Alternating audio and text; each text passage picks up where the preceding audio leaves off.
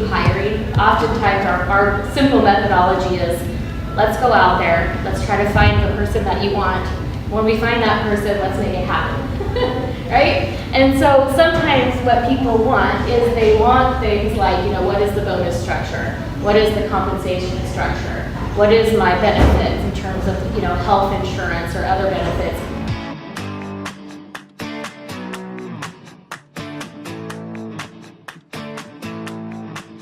A big question I get asked is, do my part-time or my contract folks, do they qualify for the plan? As long as the individual has earned income, they can participate in Oregon 6.